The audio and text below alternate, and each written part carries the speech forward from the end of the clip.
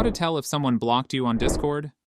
The following are the signs that suggest you've been blocked on Discord. Profile and online status. If someone has blocked you, you won't be able to see their online status anymore. It'll always appear as offline to you, regardless of their actual status. Unable to react to messages.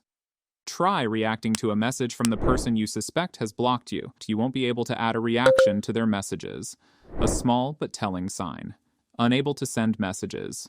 If you try to send a message and receive an error, or the message just won't go through, it's a strong indicator that you've been blocked. Send friend request.